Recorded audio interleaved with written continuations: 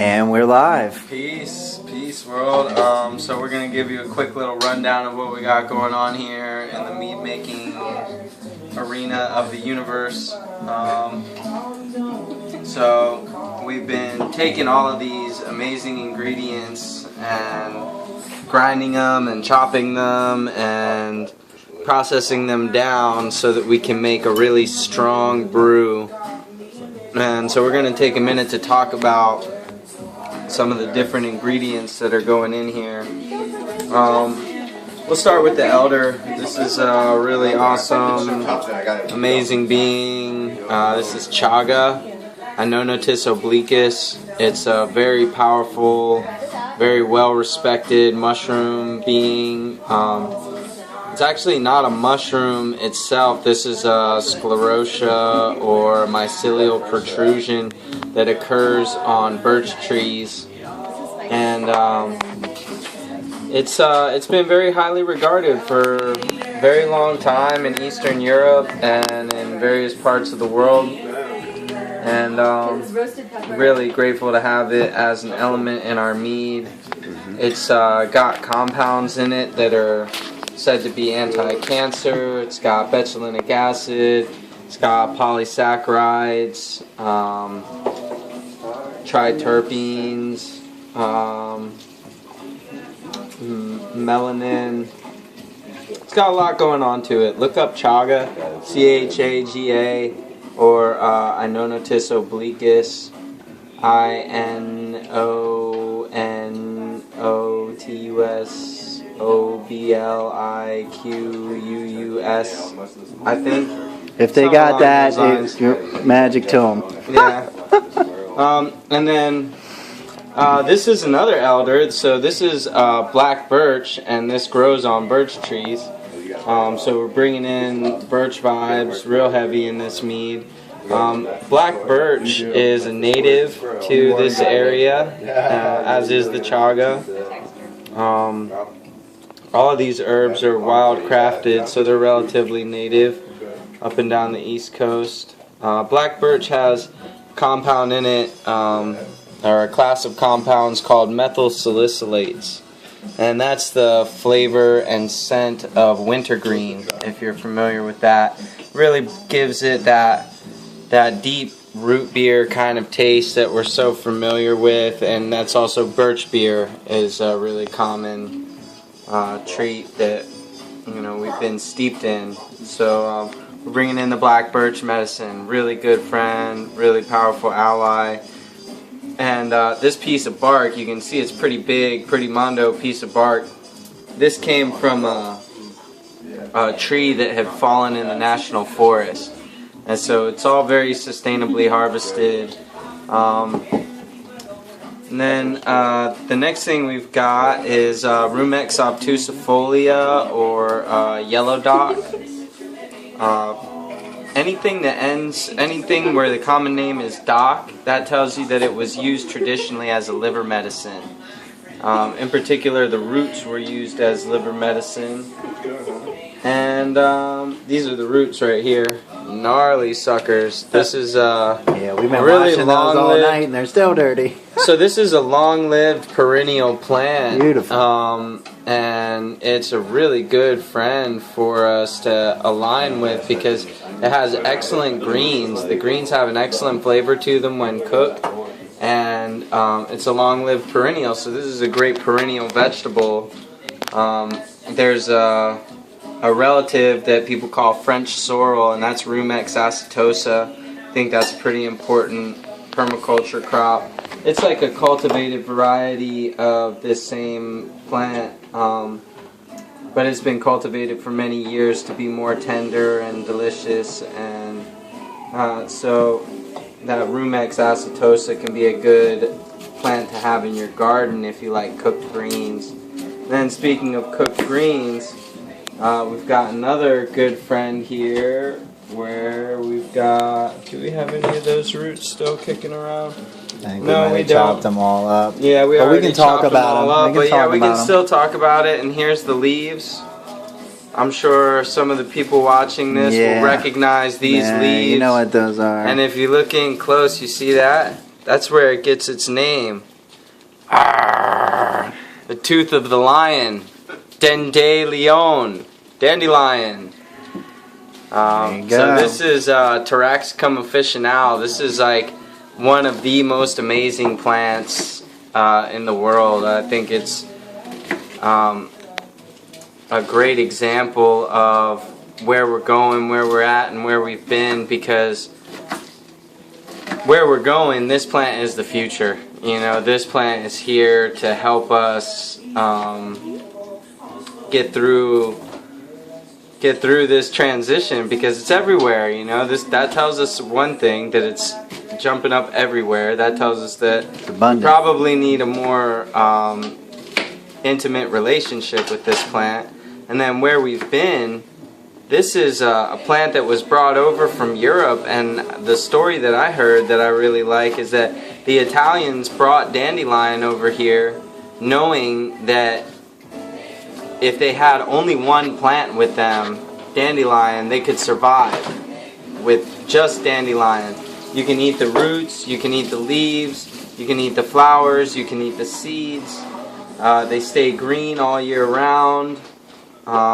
They're just really powerful allies. So just so we're clear here, dandelions are not a weed, in the sense that they are beneficial for your gardens and for your lawns and for your home. Well, just to be very clear, the difference between a weed and an herb is knowledge. Indeed. And when you get to know a being, Respect. it's hard to start looking at them as a weed or a pest. Yes. You know, it's easy to look at a person and say, oh, they're pesky, or they're annoying, or they're this, or they're that. But then once you really start slowing down and getting to know them and relate to them on their level, you see that they've got talents and they've got skills and they've got gifts to share. And you just weren't giving them a chance. You weren't giving them time or space to share their gifts with you. And dandelion is very much the same way. It's got a lot of gifts, a lot of talents, a lot of powerful energy to share with us. Yes. And this is another very powerful being. This is Smilax boninox. This is a variety of Smilax that grows down in Florida. And at the Florida Earth Skills Gathering this year, the land that the gathering was hosted on, Little Orange Creek, it was being cleared out. A section of it was being cleared out to eliminate some invasive shrubs that had kind of taken over the area. Invasive, right. Let's you know, let's put our exactly. Put our quotations up. Weeds, invasive, yes, exotics. Just blessings trying to help communicate. Misunderstood beings that we brought over here from other parts of the world, and now they have established themselves in an ecosystem in a way that we don't appreciate. So let's appreciate them. Let's appreciate them for sure. Right. But the Smilax boninox, since they were clearing that whole area out, they were using excavators to do it, and backhoes and track hoes. And so there was piles and piles of Smilax kicking around all over the place. And if there's any wildcrafters watching this and you've ever tried to forage for Smilax roots, you know it's a ridiculously intensive process.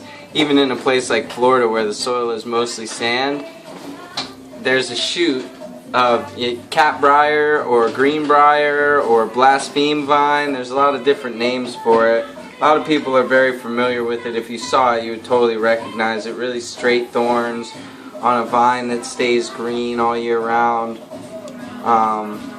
Really snarly thing. I mean, it'll poke you and prick you and get all caught up on you like barbs.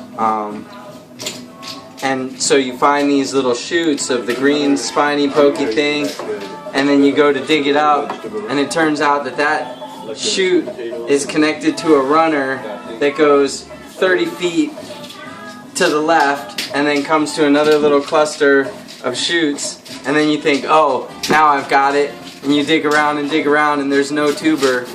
So I was really stoked to see piles and piles of these tubers laying around all over the place, because this is another powerful healer and good friend to hang out with. It's got androgens in it, which are very similar to testosterone chemically, and I don't think it necessarily behaves like testosterone in the body, but it gives our body all of the precursors and all the elements that it needs to produce testosterone, to synthesize testosterone. And so it can be very useful for people who have hormonal imbalances, especially male-bodied people who are inundated with xenoestrogens in the plastics and you know, in our drinking water. Things like birth control are getting into our water systems, and we're consuming that in trace amounts, and it kind of throws off our hormones and can cause problems. So this plant can be a very helpful friend. And these androgens can also be used for people like bodybuilders, people who just want to build more muscle. Testosterone is a very important aspect of that, and the people who subsisted on this plant were like brick house people, the Timucuan Indians of South Georgia and North Florida. Average height of a man was like 7 foot, average height of a woman was like 6'4", and they were just stacked like really strong human beings. So definitely, if we want to be strong human beings, we should develop more of a relationship with the various species of smilax. And the reason we're including it in this mixture, you'll notice a theme here. We've got chaga, which has kind of an earthy, sweet flavor to it. And we've got black birch, which has that methyl salicylate kind of wintergreen sort of flavor to it. We've got dandelion root, which is a classic earthy and sweet kind of flavor. And we've got yellow dock, which is another classic root flavor. And we've got the smilax. So smilax regalii is what we commonly call sarsaparilla, and that's one of the original flavors in root beer. The thing that all of these things have in common is they're common root beer ingredients. And so this one is like one of the quintessential root beer components, commonly called sarsaparilla, smilax regalii, down in Jamaica and the Caribbean area. And then this is another one that's also called sarsaparilla, and this is another native that is very abundant in the Northeast and can be very abundant in patches here in Maryland and more southern regions of Appalachia. This is a ginseng family member that is called Aurelia nudicalis, or sarsaparilla is a common name for it, or dwarf ginseng is a panax actually. But you see these nodes, so these are the leaves. Give you kind of an idea here. These are the leaves. This is actually one leaf, and these are leaflets on a single leaf. And if you look at where the leaf comes out of, where the petiole attaches to the main stem, it's tripinnate. So there's 3 leaves attached at each node. So this is good ginseng family member, good medicine, good friend, good being for us to align with and connect with and appreciate. And yeah, we're going to take all of these ingredients that have all been ground up and chopped up and finely processed. Yeah. Oh, I almost forgot. Another amazing friend that we've got in here that's a classic root beer ingredient is sassafras. So we've got sassafras, Aurelia nudicalis, Rumex obtusifolia, Smilax bonanox, Lenta nigra, Nonatus obliquus, Paraxicum officinale. Those are all the ingredients in our root beer. We're going to take these and decoct them, and then we're going to add, so we're doing this is for a 5-gallon batch. So we're going to boil these in about 3.5 gallons of water, and then we're going to add 1 gallon of honey, And then we're going to add our starter culture, which we started to talk about earlier. This is just honey, water, honey that's been dissolved into water. And then we added fresh raspberries from Z's garden. Boop. So that's where we're getting our yeast culture from, and it's starting to get active. Normally I would like to do this like the night before or a couple days in advance so that the yeast can really get going. But this is good enough. It'll wake them up a little bit and give them a chance to start rapidly proliferating. It'll be a couple more hours too before we've finished making the tea and pouring it into the carboy and going through that whole process. So, but that's the basic long and short of how to make a mead. You just make a tea, add some kind of sweetener. It could be honey, it could be sugar, it could be molasses, whatever you've got. Maple syrup even would work. And then you add a culture. So this is our culture, this is our tea ingredients, and then we've got 1 gallon of the famous Haw Creek honey. This is a great honey producer down in the Asheville, North Carolina area. Woo! And so we got a gallon of honey for 35 bucks, and we're going to end up with about 4.5 gallons of booze. Sweet. Seems like a good deal to me. Ow! Peace and Health love, medicine. family. Go make your own meads. Yeah, and we can catch them. What we're gonna do? Show them a little of the. Yeah, sure. Other We'll do process. another little video to show you some more of the processes after the tea's finished steeping. So stay tuned.